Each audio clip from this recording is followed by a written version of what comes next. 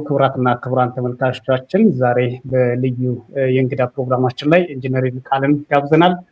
ለሸራረፍናቸው ደቂቃዎች ጠብቁኝ ነው ይቅርታ ጠይቃለሁ። ኢንጂነር ወደ ኢትዮ ኒውስ ከብዙ ጊዜ በኋላ ነው፣ በእርግጥ አሁን ብዙ ወራት የሚባል ደረጃ ነው። እንኳን ደህና መጣ። ተመልካቾቻችንም ሰላም በል እስኪ። እንኳን በሰላም ቆያችሁ። ይበቃል።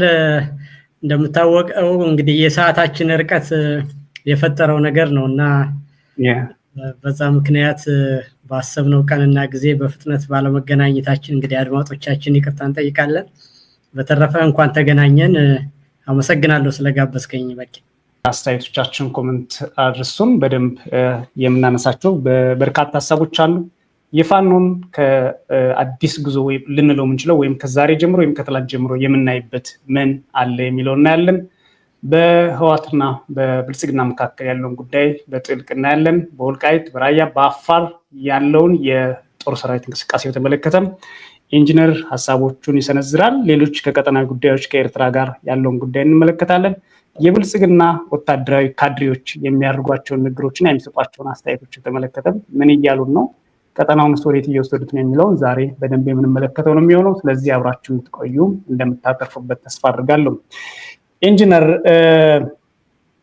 የመነሻ የምናደርገው በአማራ ክልል የቀጠለው ጦርነት ነው። እጅግ ሰፊ ውጊያ እየተካሄደ ነው ያለው። የበርካታ ታጣቂዎች ወይም ደግሞ የብዙ ሰራዊት እንቅስቃሴ በሰማይም በምድርም ያለበት ክልል ሆኗል የአማራ ክልል። በቅርብ ጊዜያት ዓለም አቀፍ ትኩረት አላገኘም የሚሉ ድምፆች ተሽረው የመስቀል ምርኮኞችን የሚረከብበት ውጊያውም ወደ ዓለም አቀፍ መድረክ ወደ ተባበሩት መንግስታት ድርጅት በደብዳቤ በብልጽግና በኩል የተገለጸበት ሁኔታ ተፈጥሯል። ይህንን ይዘን ስናይ ፋኖ አሁን ባለበት ሁኔታ ምን ላይ ነው ማለት እንችላለን? ኢንጂነር እንግዲህ እንደምታውቀው የፋኖ እንቅስቃሴ ከጊዜ ወደ ጊዜ በፍጥነት እያደገ መጥቷል። ይህንንም ስንናገር እንግዲህ በፍጥነት ስንል አንድ የትጥቅ ትግል ተደራጅቶ ህዝብን አንቀሳቅሶ ሰራዊት መስርቶ የህዝብ ግንኙነት አድርጎ ከዛ በኋላ በህዝቡም ታውቆ ዓላማውንም አስተዋውቆ በዓለም አቀፍ እውቅናም አግኝቶ ለመሄድ በትንሹ ከ10 ዓመት እና ከዛ በላይ ይጨርሳል። ነገር ግን የአማራ ፋኖ እንቅስቃሴ ባህሪውም ለየት ያለ እና አነሳሱም ለየት ያለ ነው። ዘመኑና ጊዜውም ለየት ያለ ነው። ስለዚህ በዚህ እና ተደራራቢ መልካም አጋጣሚዎችን ወይም ወቅቱ ሁኔታ የበለጠ በፍጥነት እንዲሄድ አድርጎታል። አንደኛ የምንገኝበት የሶሻል ሚዲያ ዘመን ነው። ስለዚህ በዚህ ጊዜ ውስጥ በሚደረግ ትግል ውስጥ የመረጃ ልውውጡ በጣም ፈጣንና በአጭር ጊዜ መልእክትን ፈለከው ቦታ ለማድረስ መልካም አጋጣሚ አለ። ሁለተኛ ደረጃ የተነሳበት ዓላማም ግልጽና በህዝቡ ውስጥ ረጅም ጊዜ ነፃ እናወጣቸዋለን ይህንን አይዲዮሎጂ ተቀበሉን የሚል ሳይሆን በአይኑና በተግባር በያለት ህይወቱ ያየው ስለሆነ ህዝቡ የደረሰበት በደልና ግፍ እና የደረሰበት መዋቅራዊ ጥቃት ያንን መልክ ይዞ የሚያደራጀው ሰው ከማግኘት ባለፈ ሌላ የሚፈልገውና አዲስ ትምህርት አያስፈልገው። በሶስተኛ ደረጃ የህዝቡ የየለት በለት ኑሮና እየደረሰበት ያለው ነገርም እንደዚሁ የመንግስትን ካዲነትና ቀጣፊነት ውስልትና በሚገባ የተረዳበት ጊዜ ነው። ስለዚህ እነዚህ ነገሮች ተደራርበው አጠቃላይ የተነሳበት ዓላማ ግልጽነት፣ ህዝባዊ እንቅስቃሴ መሆኑ እና ያለበት የሶሻል ሚዲያ ዘመንም ጨምሮ የፋኖን እንቅስቃሴ በፍጥነት እንዲያድግ አድርገውታል። ያ እንግዲህ አጠቃላይ ከሆነው የህዝባዊ እንቅስቃሴነት ቅርጽ ያለው ድርጅት ይዞ አሁን ከቅርብ ጊዜ ወዲህ የምናያቸው ደግሞ እንደውም ጠላትን በሙሉ አቅም በክፍለ ጦር ደረጃ መደምሰስ የደረሰበት ደረጃ ላይ እንገኛለን እና ስርዓትና መዋቅርም እየያዘ መልክ እየያዘ መጥቷል። በዚህ ሂደት ውስጥ እንግዲህ አንዳንድ ሰዎች የሚሉት ድክመቱን ብቻ ማውራትና ማጣጣል የሚፈልጉ ሰዎች እንደዚህ አጠቃላይ ሂደቱን ስንናገር እንደው ፋኖን የሰዎች ስብስብ ሳይሆን የመላእክት ስብስብ ምንም ስህተት የማይሰራ ሁሉም ነገር ቀጥ ብሎ የሚሄድለት አድርጎ የሚያዩ አሉ። ይሄንን የሚሉ ሰዎች አንደኛ ትግል ምንድነው የሚሉ፣ ሁለተኛ የኛ ሚና ምንድነው የሚለውን ካለማወቅ የተገነዘበ እንደው ዝም ብለው የህዝብ ግንኙነትና ፕሮፓጋንዳ ምንነዛ አድርገው የሚያዩት ሰዎች እንዳሉ ገምታለሁ። ግን ያ አይደለም። የኛ አስተዋጽኦና የኛ ሚና በሐሳብ ደረጃ መረዳት ነው። በዛ ሂደት ውስጥ ግን በድርጅት ውስጥ ያሉ ተወረዶች የታቀዱት ነገሮች 80% ነው 90% ነው የተሳካ የሚለው ኦፕሬሽናል መሪዎችና ሂደቱን በአፈጻጸም የሚመሩ ሰዎች ናቸው። እኔ ግን የፋኖ ሐሳብ ትክክል ነው አይደለም፣ ህዝቡ እንዴት ተነሳ፣ ከነበረበት ደረጃ ወዴት ሄዷል የሚባሉትን ነገሮች ስናያጠቃላይ አሁን አላማውም ከአማራ ህዝብ አልፎ አጠቃላይ የኢትዮጵያን ህዝብ እንዴት እንደሚያስተናግድና እንዴት እንደሚያይ በግልጽ እየቀረበ ነው። አደረጃጀቱን በፍጥነት እያደገ ነው። የአማራንም ህዝብ አልፎ የኢትዮጵያውያን ሁሉ ቀልብ የገዛበትና ዓለምንም እንዳልኩ በመረጃ በተለያየ መንገድ እየተገኘ ያለበት ነገር ነው። እንግዲህ እንደዚህ ነው ማያው በቂ ነው። መልካም ኢንጂነር፣ እዚህ ላይ አንድ መሰረታዊ ጉዳይ የዓላማው ጉዳይ ነው። ዓላማው የአማራን ህዝብ የህልውና ትግል መቀልበስ ወይም ደግሞ የህልውና ትግል አድርጎ የአማራን ህዝብ የህልውና አደጋ መቀልበስ ነው በዋናነት። ከዛ ቀጥሎ አማራ ክልሉ ነው የሚኖርባትን ኢትዮጵያ ማንበር ወይም ደግሞ ከሌሎች ጋር ትብብር ማድረግ መፍጠር የሚለው ነውና ወደ ዓላማው እያደገ ነው ወይ? ይሄን ነው አዎ ካለን ደግሞ አዲስ ነው ማለት እንችላለን ወይ? አዲስ የፋኖ ጉዞ ነው ማለት እንችላለን ወይ ኢንጂነር? ምዕራፍ ልትለው ትችላለህ። በቂ ምዕራፍ ነው። እንግዲህ አንድ ትግል ሲጀምር የተለያዩ ምዕራፎች ይኖሩታል። የመጀመሪያው ነገር ህዝቡን እንዳለ ማነቃነቅና አጠቃላይ የተነሳበትን የማህበራዊ መሰረቱን ማደራጀት ይጠይቃል። ከዛ በኋላ ደግሞ እንደምታውቀው እንግዲህ የናሽናሊዝም ትግል የራሱ የሆነ ስንጥቆችና ጥፋቶች አሉት። ይሄው አካባቢያዊ ደረጃጀቶች አሉ። ትግሉ የተነሳው ቦቶም አፕ ነው። የምሁራን ትግልና የስልጣን ግብግብ ሁሉ አለ። በአጠቃላይ ከላይ ወደ ታች እኛን ምራችሁ የሚል ሰው አለ። የፖለቲካና የወታደራዊ አደረጃጀት ነው ይምጣ የሚል አለ። መገፋፋቶች አሉ። እነዚህ ሁሉ ነገሮች እንግዲህ የትግል ባህሪ ናቸውና እነዚህ ጠርተው እስከሚመጡ ድረስ የነበረውን ትግል አንድ ምዕራፍ ልትለው ትችላለህ። አሁን የጎጃም፣ የሸዋ፣ የወሎ፣ የጎንደር ፋኖች አንድ አይነት አደረጃጀት እየፈጠሩ እነዚህ ደግሞ በአጠቃላይ በአንድ አምብሬላ ጥላ ድርጅት ውስጥ እየመጡ ከዛ በኋላ ደግሞ ሌሎች ኢትዮጵያውያን ጋር አብረው በሚሰሩበት ሁኔታ ላይ እየተነጋገሩ ያሉበት ሁኔታ ነው ያለውና ያ ደግሞ እንደምናውቀው በህዝብ ግንኙነት ስራ በሚገባ ብዙ ርቀት ሂዷል። ህዝብም ደግፎታል። በተግባር መንግስት ቅድም መግቢያ ላይ ተቆም እንዳደረከው በጋራ ወጉኝ ሻዕቢያና ህዋትም ተደርበው ከአማራ ጋር ከፋኖ ጋር ሆነው ወጉኝ እስከሚልና አደረጃጀቱና አስተሳሰቡ ያደገ የመጣበት ነገር በዚህ ያሳያል። ስለዚህ ወደ ሁለተኛው ምዕራፍ የተሸጋገረ ይመስለኛል እና እውነቱም እሱ ነው። እንግዲህ የሚታዩትም ነገሮች ምልክቶቹም እና የመንግስትም መንግስት ከተባለ የናብይ ልቅሶ የሚያሳየው ነገሮችንም ለመሸፈን የሚሄዱበት የፕሮፓጋንዳ እንትን እንግዲህ ባዳ የሚባለው ወሬ ሁሉ የመጣው ለተባበሩት መንግስታትም ደብዳቤ ወደ መጻፍ የተካሄደው የህዝብ ግንኙነቱ ሁሉ እንዳየው አንደኛ ምግቤ ነው ይሄን ያደረገ ጀነራል ምግቤ ያሉ በመከላከያ ፔጅ አወሩ። አሁን ደግሞ በይፋ መግለጫ እየሰጡ ሁሉ እና ለዓለም አቀፍ ሁሉ ደብዳቤ እየጻፉ ነው ያሉት። በሌላው ግን ደግሞ በፋኖና በህዝብ ውስጥ የአማራን የህልውና ትግል ካስከበርን በኋላ የወደፊቱ የኢትዮጵያ ሁኔታ በጋራ ከሁሉም የህብረተሰብ ጋራ በጋራ የሚበየን ይሆናል።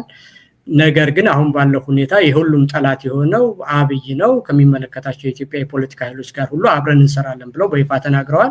ያንንም እንግዲህ ካስተሳሰብም ካመለካከትም አልፎ በተግባርም ወግተውኛል እያለ ነው መንግስት ያለበትና ሁለተኛው ምዕራፍ ላይ እየደረስን ይመስለኛል። በቂ ስለዚህ አዲስ ምዕራፍ ነው ወይም አዲስ ጉዞ ነው እንችላለን። መልካም።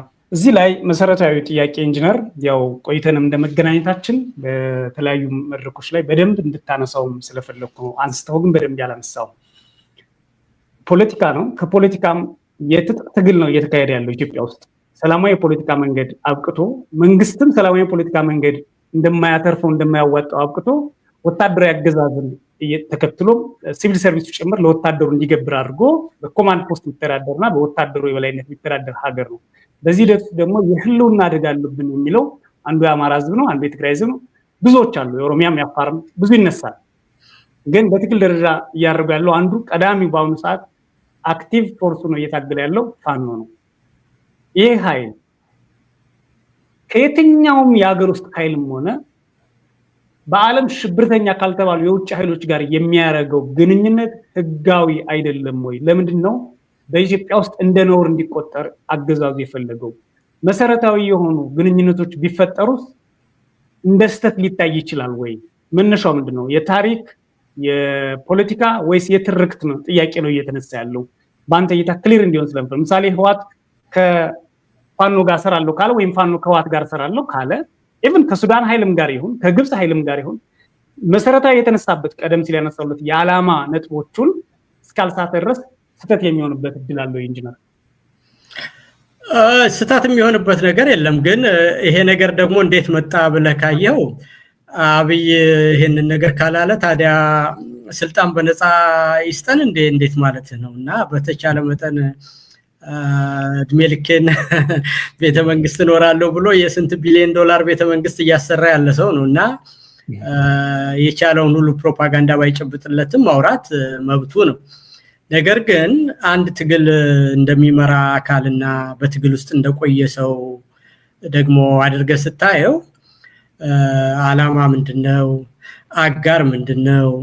የፖለቲካ ግንኙነት ምንድነው? መሰረታዊ ማልሰጣቸው ነገሮች ምንድናቸው?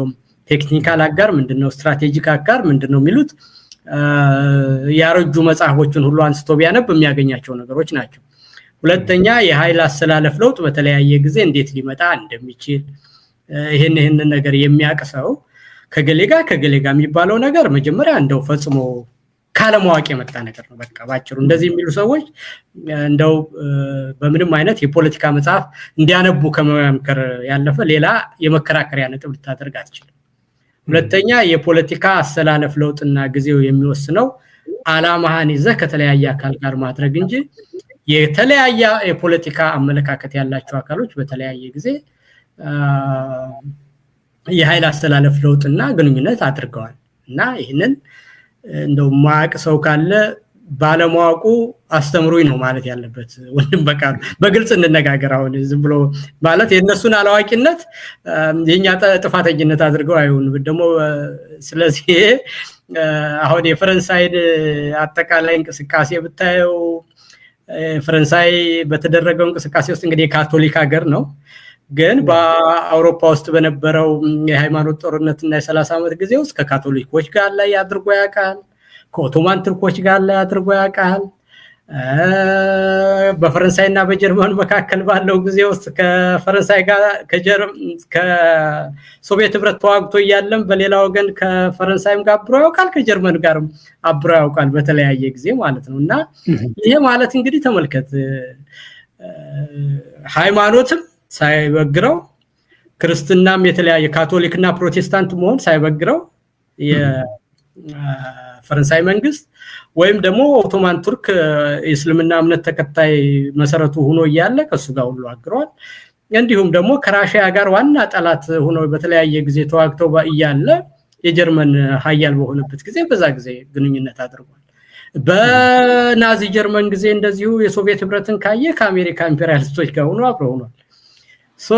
ደግሞ ሶቪየት ህብረትና ራሺያ ቻይና ጋር በነበራቸው የድንበር ግጭት ምክንያት ከኢምፔሪያሊዝም ጋር ቻይና ግንኙነት መስርቶ ራሺያን ወደዛ ለማግለል ተጠቅሞበታል። ይሄ እስካሁን የቻይና እና የአሜሪካ ግንኙነት ከዛ ጊዜ ጀምሮ የመጣ ነው። አሁን ያደጉ ሲሄዱ እንደገና እንትን ይበሉ እንጂ አሁን ደግሞ በሌላ ወገን ስታየው ቻይና በጠብኝ እንደዚህ ብሎ ሲመጣ ራሺያና ቻይና ቴክኒካሊ አጋር ይባሉ እንጂ በድንበርና በአካባቢው የበላይነት በአይዲዮሎጂም መሰረት ሲጣሉ ይኖሩ ናቸው። እንዶ ቴክኒካሊ አላይ ይባሉ እንጂ በስመ ኮሙኒስት ይባል እንጂ በማኦና በስታሊንም የነበረው ኃይል ግብግብ የቻይናዎች የፖለቲካ አመለካከት ከናሽናሊዝም ጋርና ከቻይና ታሪክ ጋርም የተገናኘ በመሆኑ አጠቃላይ የፖለቲካ እንትናቸው ሁሉ ግብግብ የነበረ ነውና አካባቢያዊ ተጽዕኖ በነበረበት ጊዜ በተለያየ ጊዜ ራሺያ ቻይና ላይ ያደረገችውና በአካባቢው የነበሩትን ድንበሮች ሁሉ ወስዳባቸው ስለነበር ጸባላቸው ግን ታክቲካሊ አጋር ይባሉ ነበር። በዛ ምክንያት ቻይና ከአሜሪካ ጋር ግንኙነት ፈጥሮ ያውቃል። ኮሙኒስቱ ነው ከኢምፔሪያሊስት ጋር ማለት ነው። ከዛም በኋላ ደግሞ አሁን ደግሞ ከቅርብ ጊዜ ወዲህ የምታየው አሜሪካ ሲጠነክርባቸው እነዚህ የማይዋደዱት ቻይናና ራሺያ አንድ ላይ ሆኖ ጸረ አሜሪካ አካል ይዘዋል። እንግዲህ ይሄን ሁሉም ብለህ በተለያየ ጊዜ በተለያየ ሁኔታ የኃይል አስተላለፍሎት ግን ማናቸውም አላማቸውን አልሰጡም። በዚህ ሂደት ቻይና ፍላጎቱን አልሰጠም፣ ራሺያ ፍላጎቱን አልሰጠም፣ አሜሪካ ፍላጎቱን አልሰጠም፣ ወይም ፈረንሳይ ፍላጎቱን አልሰጠም አይደለም። በዚህ ሂደት ጥቅማቸውን ለማስከበር የተለያየ አመለካከት ካለው ስፔክትረም ጋር እንግዲህ በነገርኩ ሃይማኖት ክርስትናና ካቶሊክ ፕሮቴስታንት ሳይወስነው ካቶሊክ ሙስሊም ሳይወስነው ግንኙነት ፈጥሯል። በጠላት ደረጃ ራሺያ ነው ጀርመን ነው ሳይል እንደዚህ ኮሙኒስት ነው ካፒታሊስት ነው ሳይል ይሄ ከሆነ ደግሞ የአማራው ደግሞ የባሰ የቀለለ ነው። አሁን እንደምናየው የኤርትራ መንግስት የትግራይ ኃይሎች የአማራ ኃይሎች አንድ መሆን በጣም ብዙ የሚያጋራቸው የተለያየ ታሪክ የስልጣኔ የባህል የቋንቋ የጂኦግራፊ የስነ ልቦና ብዙ ወደፊት የሚያገናኛቸው ነገር እያለ የጋራ ጠላትም ይያላቸው እነዚህ አካላት መገናኘታቸው እንደውም አለመገናኘታቸውና ልዩነታቸውን በቅጡ አድርገው ይዘው አለማደጋቸው አለመበልጸጋቸው ወደ ተሻለ ነገር አለመሄዳቸው ነው እንጂ የሚያስወቅስ እነዚህ አካሎች አንድ ላይ ሆኑ ብሎ የሚል ሰው ካለ ቅድም እንዳልኩ አንደኛ ድንቁርና ነው ወይም ደግሞ የአብይ ፕሮፓጋንዳ ከመጨነቅ የሚመጣ ነው እና ይሄ ለቁም ነገር የሚሄድና ለወሬ የሚበቃም ነገር አይደለም።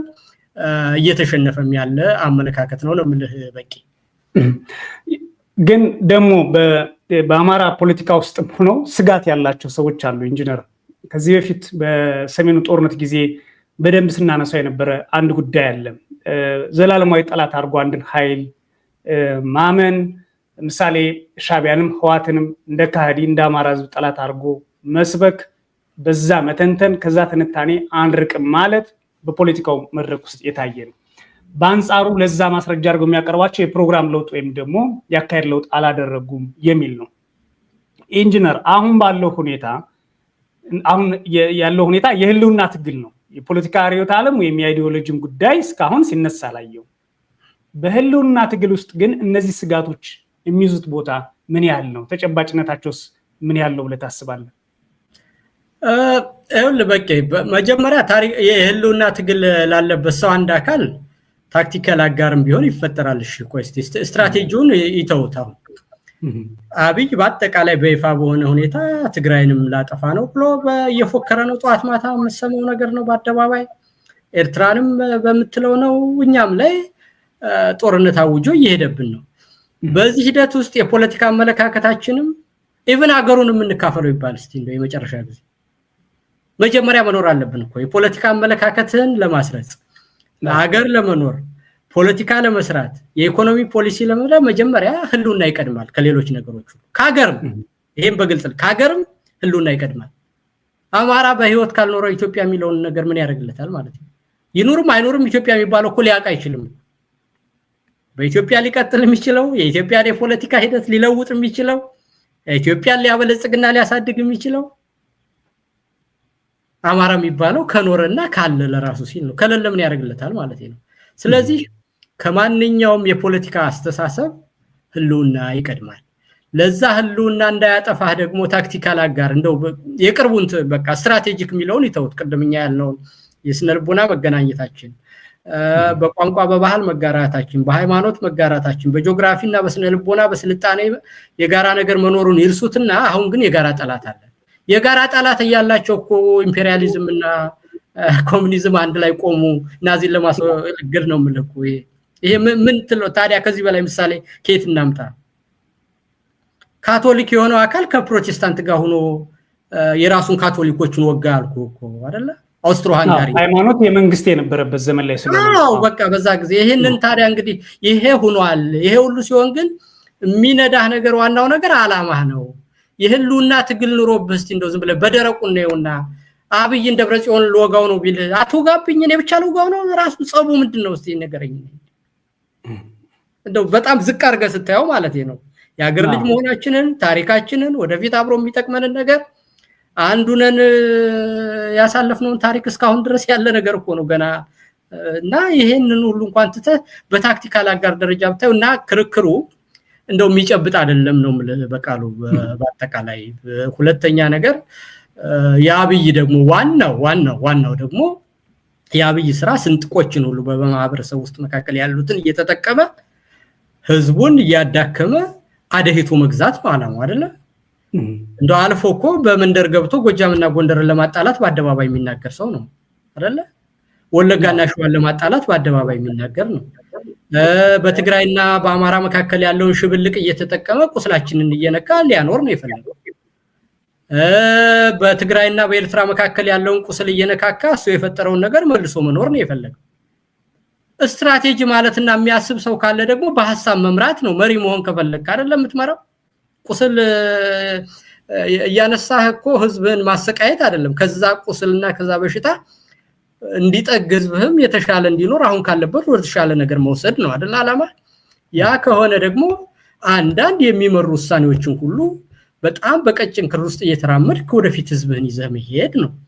ያ ከሆነ የአብይ ስትራቴጂ መከፋፈል ከሆነ ይሄንን ካውንተር ስትራቴጂ አድርገህ ስትራቴጂውን የምታሸንፈው አንድ በመሆን ነው።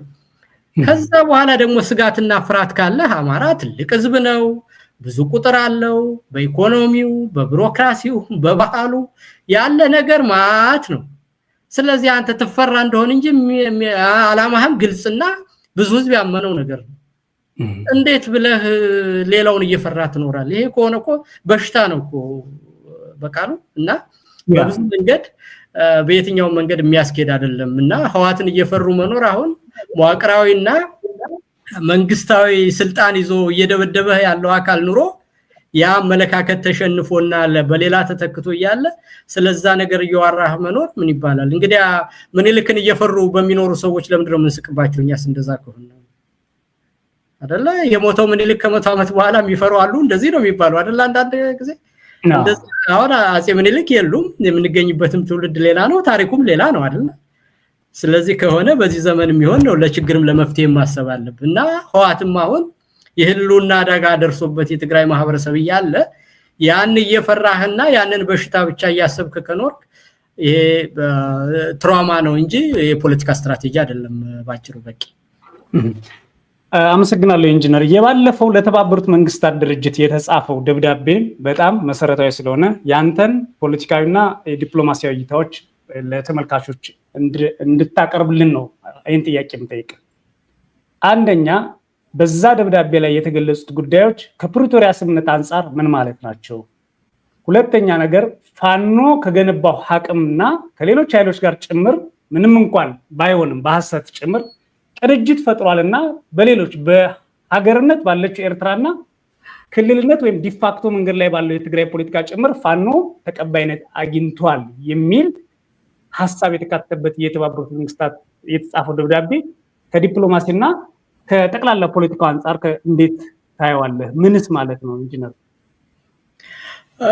እንግዲህ ይሄንን አንደኛ በመልኩ ነው ከፕሮፓጋንዳም ባለፈ በስትራቴጂ ደረጃ ቀደም እንዳነሳው በዛ ደረጃ ነው። አሁን በዚህ ደብዳቤ ውስጥ የምታየው አንደኛ አብይ ባየር ላይ ወደብ እያለ የሚያወራው ነገር የህዝብን አቅጣጫ ለማስቀየርና ህዝብን ለመከፋፈል እንደሆነ ዓላማው ግን ኢትዮጵያ ውስጥ ያለው ነገር እየለበለበው ስለመጣ ለዛ መፍትሄ ፍለጋ አቅጣጫ ለማስቀየርና ህዝብን ለመከፋፈል መሆኑን በዛ ደብዳቤ መንፈስ ሰው መረዳት አለበት ማለት ነው። ለዓለም እውነቱን የሚናገረው ስልጣኔ ሊወድቅ ስለሆነ ለዛ ደግሞ የተለያዩ አካሎች በቀጠናው ያሉ ሊያስወግዱኝ ነውና በዛ ምክንያት ደግሞ ጦርነት ሊከፍት ነው ካለ ኤርትራ የሚሄድበት ዓላማ አማራ ስላስጨነቀውና ቅድም ያልኩ እነዚህን ስንጥቆች ተጠቅሜ ኤርትራን ከትግራይ ጋር ትግራይን ከአማራ ጋር አማራን ከኦሮሞ አጣልቼ እኖራለሁ የሚለው ስትራቴጂ ስላላዋጣው ስለዚህ ስልጣኔን አደጋ ላይ ደርሷል የሚለው ነው። ስለዚህ ወደብ የሚለውን እየተደናገረ የሚያስብ ሰው ያ ወደብ ዋና ምክንያቱ እንዳልሆነ ለዓለም በጻፈው ደብዳቤ አረጋግጧል። ስለዚህ ይሄን ሊያውቁት ይገባል። ሁለተኛ አብይ እኮ ከኤርትራ ጋር ባለው መልካም ግንኙነት የኖቤል ፒስ ፕራይዝ ተሸልሞ የኢትዮጵያና የኤርትራ ግንኙነት መልክ እንዲይዝ ወደፊት የተሻለ ነገር ይሰራል ተብሎ የተሸለመ ሰው ነው። ስለዚህ ይሄን አሁን ህዋትም ወጋይ ካለ አማራም ወጋይ ካለ ከትግራይም ከተጣላ ኖቤል የሸለምነህ ምን ልታረግ ነበር ከዚህ ሁላ ጋር ከተጣላ ብሎ ዓለም መልሶ የኢትዮጵያ መንግስት ከራሱም ከውስጥ ከውጭም የተጣላ አቅመ ቢስ መሆኑን እንዲረዳ የሚያደርግ ነው። ይሄን በደንብ ከተረዳው የአብይ በዓለም አቀፋዊ የነበረው ድጋፍና ለተባበሩት መንግስታትም ዋና ጸሐፊ ወዳጅ ነው የሚባልበት ጊዜ ነበር አይደለም? የአውሮፓና የምዕራባውያን አጠቃላይ የአሜሪካ ጨምሮ ወደ ለውጥ ሲመጣ ትልቅ ድጋፍ የነበረበትና ከዓለም ባንክ መበደር ከእናት እንደመበደር ነው ሲል የነበረበት እንዲሁም በሚዲያዎቻቸውምና በተለያየ ነገር ድጋፍ ያደረጉለት ኖቤል ሁሉ የሸለሙት ሰው ነው። ስለዚህ ያ ሁሉ ነገር አድርጎት ሀገሩን በጦርነት አምሶ ከኤርትራ ጋር ያለውን ግንኙነት በሪያ አፕሮች ማን እንደገና መልክ ያደርገዋል ተብሎ ሲባል መልሶ ከፈተረ አብይ አቅመቢስ መሆኑንና በቀጠና ውስጥ ችግር የበለጠ ሊያሰፋና እሳት ሊያቀጣጥል መሆኑን የሚያሳይ ነው። እሱ ብቻ ያለውን የሚሰማ ይመስለዋል አንድ ሰው። ግን አንተ ስትናገር ወይም እኔ ስናገር ዝም ብሎ አትፌስ ቫልዩ ማንም ሰው አይወስድልንም።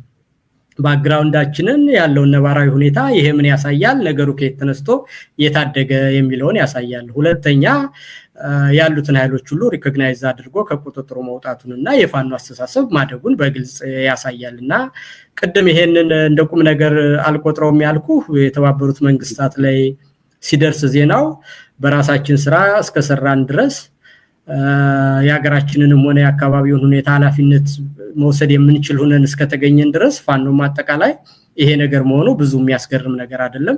ከዚህ የበለጠ ነገር ስለሚመጣ የተባበሩት መንግስታት ላይ አብይ ደብዳቤ ስለጻፈ ሳይሆን ከዚህ በኋላ በሚሆነው ነገር ላይ ሁሉ ምናልባትም ይሄ ምርጫ ካለፈ በኋላና ይሄ ምርጫ ጊዜ የሚባለው ነገር ሲያበቃ አብይንም እንደ መንግስት አናውቅህም የሚል ደረጃ ላይ የምንደርስበት ነገር ይመጣልና በብዙ መልኩ የሚያሳየው ራስ እስከታገልክ ድረስ ዓለምም ያውቃል፣ ጠላትም ወዳጅም በየትኛው መንገድ ራስን ያውቃልና ያ ሁሉ ነገር የሚመጣው በራስ በክንድህ በውስጥ ለራስ ስትሰራ መሆኑን ያሳየኛል። በቃሉ ለፋኖስ ምን ማለት ነው? አሁን ፋኖ ራሱ ያደረገው የጻፈው አይደለም ለተባበሩት መንግስታት ድርጅት ወይም በፋኖ የሎቢ ግሩፕ የቀረበ አይደለም። ግን ቤዚካሊ ፋኖ ዋና ኃይል ሆኖ የለም ጠፍቷል ሽፍታ ነው ሲባል የነበረው ስሙ ስቴት ተደርጎ በማዕከላዊ መንግስቱ ዲፕሎማሲ በሚሰራው ማዕከላዊ መንግስት ለተባበሩት መንግስታት ሲደርስ ከነዚህ ኃይሎች ጋር ግንኙነት ፈጥሯል ብሎ ሲያቀርብ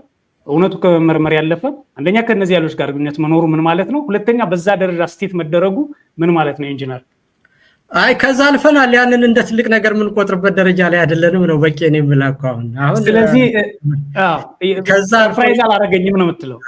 ሰርፕራይዝ አላረገኝም ብቻ አይደለም ያ ትንሹ ነገር ነው። አሁን ፋኖ ከደረሰበት ሁኔታ አንፃር አጠቃላይ የቀጠናውን ኃይል ሁሉ እና የኢትዮጵያንም ሰላምና ደህንነትና አንድነት ለማስጠበቅ ለአካባቢውም ሰላምና ደህንነት ለተለያዩ ህብረተሰቦች መካከል እየተፈጠረ ያለውንም ግጭት መልካስ ይዞ ኢትዮጵያን ከመፍረስ አድኖ ወደ ተሻለ ነገር ለመሄድ እርሾና አንከር ሆኖ ሊያገለግል የሚችል ኃይል መሆኑ በሰፊው የተረጋገጠበት ደረጃ ላይ ነው የምንገኝና መልካም ኢንጂነር ይሄ ነገር ነው በቂ እንደውም ጥሩ ካነሳው በፋኖ አመራሮች በኩል የምስራቅ አፍሪካ አዲሱ አማራጭ ኃይል ሆነናል የምንገነባው ሰራዊትም ያንን ታሳቢ ያደረገ ነው ፖለቲካዊ እንቅስቃሴያችንም ወደዛ አድጓል ከህልውና አደጋን ከመቀልበስ በኋላ ምስራቅ አፍሪካ ውስጥ ኢትዮጵያ ያላት ሚና በቀይ ባህር ያላት ሚናም ጭምር ብልጽግና በሚተርከውም ሌሎች የሚተርኩም ሳይሆን በተሻለ ደረጃ መፍጠር የሚያስችል አቅም ገንብተናል እና ወደዛ ነው ጉዟችን የሚለውን ትገዛዋለህ። ደረጃውንስ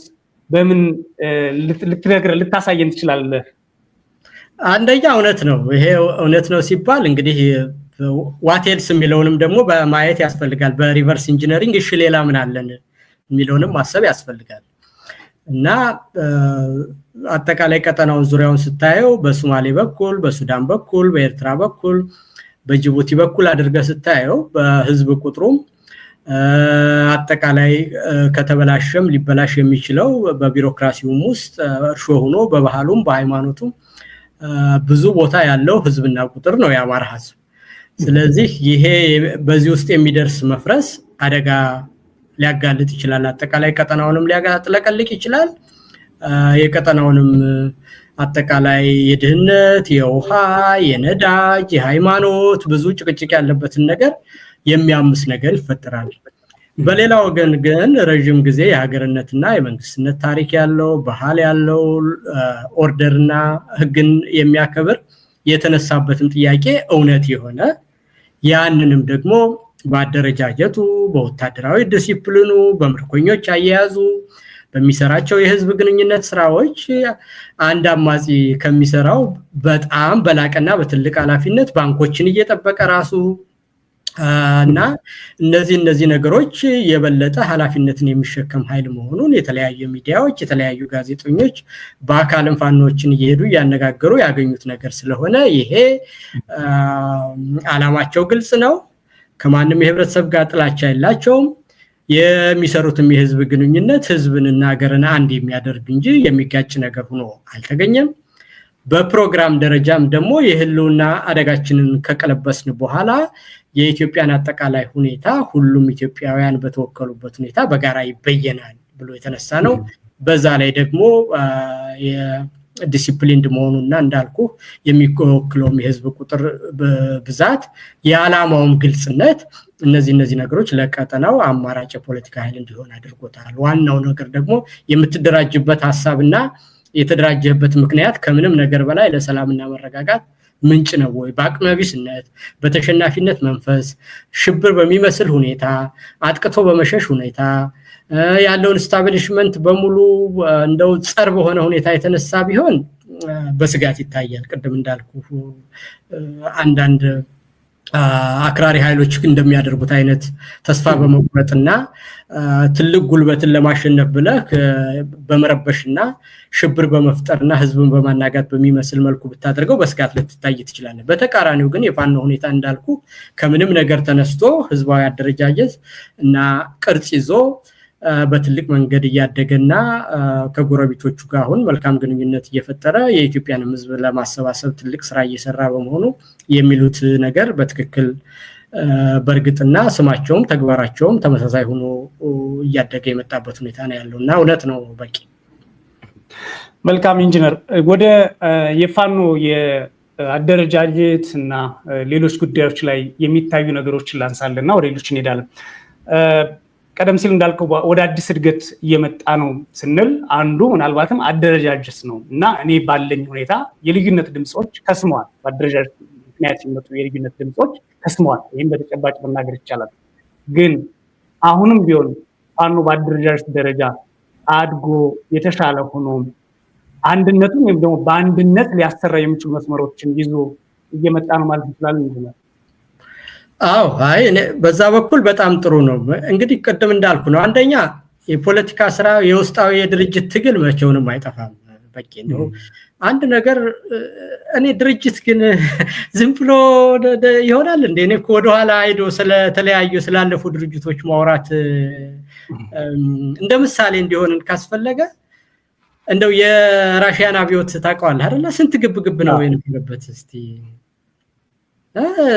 የሌኒን ሲሞት ስታሊን በሚተካበት ጊዜ ደረጃ የነበረውን ግርግር አታውቀውም? ራሱ ቦልሸቪኮች እና ሜንሾቪክ ተብለው ተከፍለው ስንት ነገር ከሄደ በኋላ አይደለም? ከዛም በኋላ ስታሊን በ53 ሲሞት በሱት መተካት ላይ ብዙ ችግር አልነበረም? እንዲሁም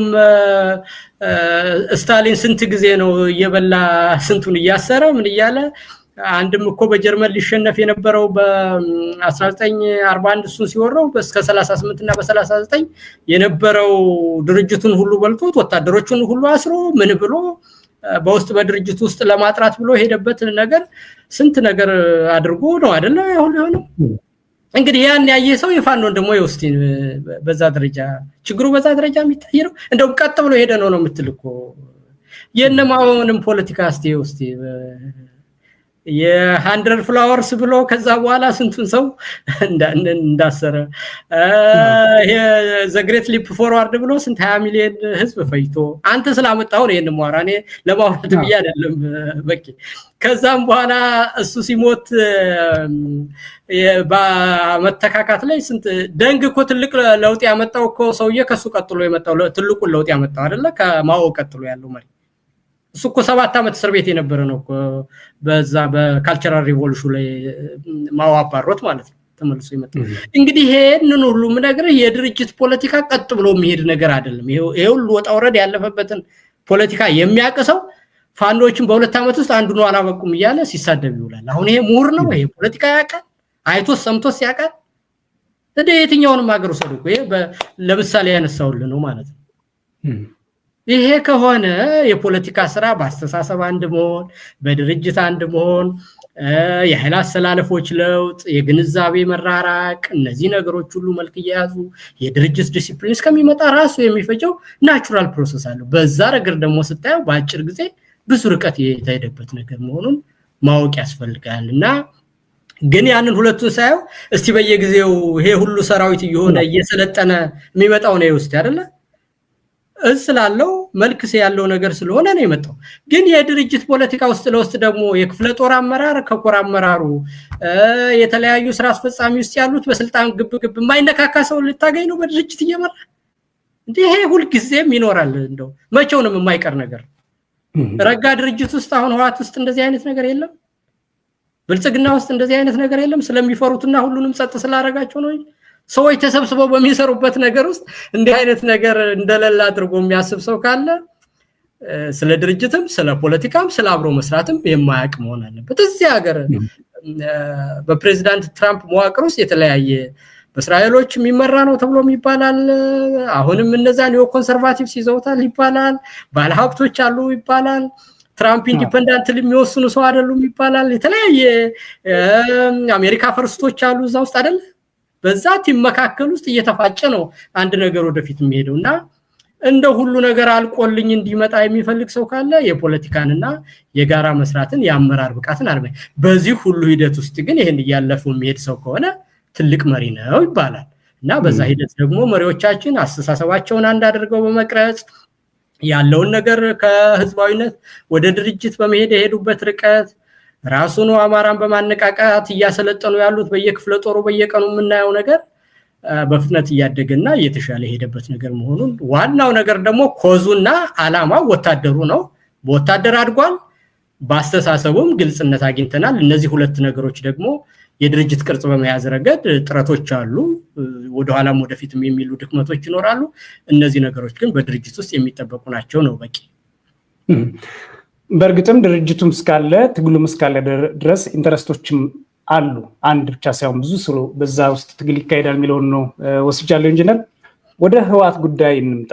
ከዛ በቀጠናው ስላለው ጉዳይ አብረን እናነሳለን። ቀጠና የምንለው እንግዲህ አሁን የአፋርን የአማራ ክልልን የትግራይን ጨምሮ ስለሆነ ከሀገር ውጭ ስላለው ቀጠና ማለት አይደለም፣ በአካባቢ ስላለው ነው። በህዋት ላይ የሚነሱ አስተያየቶች አሉ። አንደኛ በብልጽግናና ከራሳቸው ህዋትን በሚከላከሉ ወይም በሚታገሉ ኃይሎች እኩል ህዋት አብቅቶለታል የሚሉ ኃይሎች አሉ። ለዚህም ማስረጃ አድርገው የሚያቀርቧቸው የምታውቃቸውን መታወቂያ አይዲ ስላልተሰጠ ወይም ደግሞ ሬጂስተር ስላልተደረገ ካለያም ደግሞ ጌታቸው ረዳና እነ ጻድቃን ስለወጡ ኦር ሰራዊቱ በአፋር በኩልና በተለያዩ ቦታዎች ስለተከፈለ የሚል ነው። ግን መሰረታዊ ጥያቄ ህዋት አብቅቶለታል ወይ? አላበቃለትም ካልክ ከትላንት ባለበት ደረጃ ወይም በጦርነት ሰዓት ከነበረበት ደረጃና አሁን ካለበት ደረጃ እንዴት ነው የምትገመግመው? እንግዲህ እኔ ምንድነው በዛን ጊዜ የነበረው ሁኔታ አጠቃላይ የትግራይ ክልላዊ መንግስትና የፌደራል መንግስቱ ነው ሁሉም ኦል አጌንስት ዋን የሆነ ነገር ስለነበረ አጠቃላይ መሰባሰብ የትግራይ ሊቃንና ፖለቲከኞችም ህዝቡም አንድ ላይ ሆኖ በጋራ መቆም ነበር። ነገር ግን ሁልጊዜ የማይረሳና ቲዮሪውንም መዘንጋት የነበረብን አንድ ትልቅ ኢቨንት በማህበረሰብም ሆነ በድርጅት ላይ በተፈጠረ ጊዜ ከዛ በኋላ የኤክስፔክቴሽን መለያየት ስለሚመጣ አፍተር ዘ ፋክት እንዲህ አይነት ነገሮች ይነሳሉ በአሸናፊውም ውስጥ በተሸናፊውም ውስጥ። ስለዚህ ህዋትን ብቻ ለምን ትላለህ? ብልጽግና አስፍርስርሱ አልወጣም እንደ እንደዛ ካልከና በቲዮሪ ካየነው ብልጽግና ማሸነፍ ያለው አማራን ከደቆስኩ በኋላ ከዛም ወደ ባመጣለው ህዋትንም ልካስገብቻለሁ በስልጣን ዘላለም ኖራለሁ ብሎ ነበር አይደል? ብሎ አማራ ክልልን አጣል። ከዛ በኋላ መራቷል ይሄው ብርቅስቅስ ወጥቶ ይሄው የተባበሩት መንግስታት የጻፈውን ደብዳቤ እንጂ ከዛ በኋላ የሆነውን ማለት ነው። ስለዚህ አብይ አጠቃላይ ሁሉን ነገር አጥቷል ማለት ነው ከጦርነት በኋላ። በሌላም ወገን ደግሞ በትግራይ በኩልም ጦርነቱ ከተጠናቀቀ በኋላ ያለው ኤክስፔክቴሽን ክራይስ ወጣቶች አዲስ ለውጥ የመፈለግ አዝማሚያ ያለ የትግራይ ፖለቲካ መከፈት አለበት የሚል አለ። ያንንም አፈጻጸሙን በተመለከተ በተለያየ ፍላጎት ያላቸው ቅድም እንዳልከው እነጌታቸውን በተመለከተና እነ ዶክተር ደብረጽዮን የውስጥ የድርጅት ሁኔታም ባለ በዛ በ91 በኢትዮ ኤርትራ ጦርነት የነበረው የመከፋፈልና ትግሻ የመለካካት የራሱ የድርጅት ባህል አለ። አዲሱ ትውልድና ህዋት አለ። እነዚህ ነገሮች ነው በትግራይ ፖለቲካ ውስጥ የመናጥ ነገር አለ። ነገር ግን ያ ሁሉም ሆኖ ግን አሁን ባለው ሁኔታ እንደው ምን የሚታየኝ አንደኛ ከአማራም ጋር ያሉትን ሁኔታዎች አስተካክሎ የአማራና የትግራይ ህዝብ ግንኙነት መታደስ እንዳለበት አውቆ ግንኙነቶችም የህዝብ ግንኙነቶችም መልክ ይዘው የመጡበት ነው።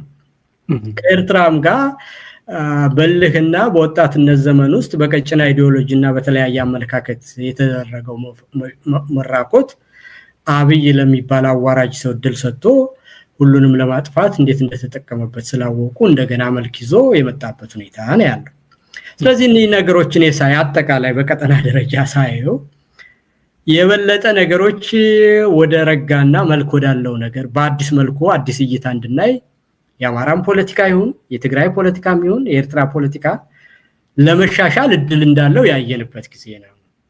ይሄንን ደግሞ ዝም ብለን ቲዮሪ ማውራት አይደለም። አብይ ባያበላሸው ኑሮ እንዴት ሊያድግ እንደሚችል አይተነዋል አይደለ? የኤርትራ ፖለቲከኞች ግትርና አንድ ነገር ከያዙ አይለቁም የሚባሉት ለኢትዮጵያ ፖለቲካ ቅርቡ ነው። አብይንም የሚያድግ ሰው መስሏቸው መልክ ይዘው እንዳደረጉት ከዛም በኋላ የትግራይምና የኤርትራ ፖለቲካ እየተቀራረበ እንደነበረ መንገድ ሁሉ ተከፍቶ እንደነበረ ዓለምም ደግሞ ያንን ነገር ሲደግፈን እንደነበረ አይተነዋል አይደል? ስለዚህ አንድ ሞላጫ ሰው ያንን አበላሽቶ ለራሱ የስልጣን ማቆያ ብቻ አድርጎ ስንጥቁን ሊጠቀምበት ስለፈለገ ነው ችግር የተፈጠረው እንጂ በመሰረታዊነት ፋንዳሜንታል በሆነ ነገር እነዚህ አካላት ማደግና ሊለወጡ የሚችሉ ፖለቲካዎች መሆናቸውን በተግባር አይተናል።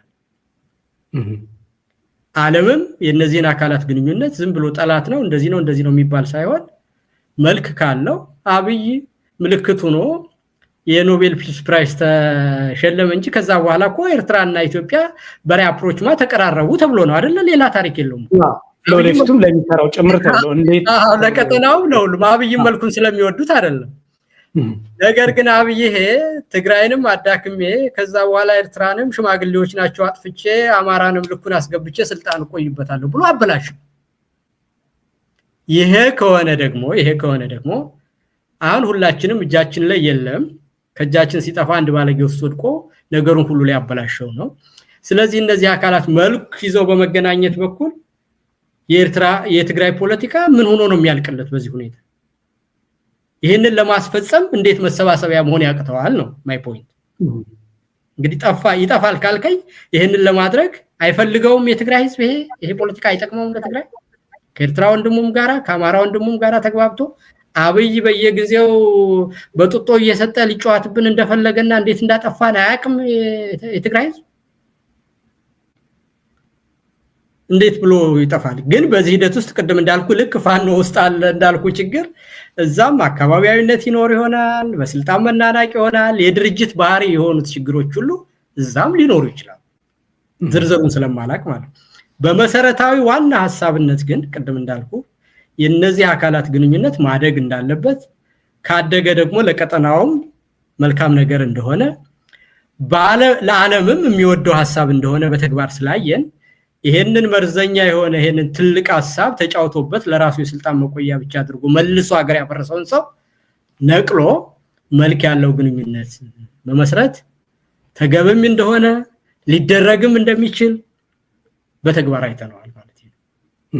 እንደው ፕሬዝዳንት ኢሳያስን ሁሉ ያንን እልሃቸውንና አልበገሬነታቸውንና ቢዮተኝነታቸውን ሁሉ እኮ ያሸነፈ ነበርኩ አይደለም የኤርትራና ኢትዮጵያ ግንኙነት ነበር። ስለዚህ ይሄንን ነገር መልክ በማስያዝ ረገድ ነው የትግራይ ፖለቲካም ቢሆን በዚህ ላይ አስተዋጽኦ ማድረግ ለራሱም እንደሆነ ያቃል፣ ጥያቄውም ትክክል እንደሆነ ይገባኛል። በተቃራኒው ደግሞ ይሄንን ካደረግን ዝሮ መጥፋት ስለሆነ እኔ አልቆለታል የሚለው እንደ ፕሮፓጋንዳ ነው። ምንም ፋኖም እኮ ተከፋፍሎ ዝም ብሎ በየቤተክርስቲያኑና በየመስጊዱ በየጫካው ነው ያለ የሚሉ ሰዎች አሉ እኮ አይደለ? ይሄንን እና እኔ በዛ ደረጃ አላየውም ማለት ነው።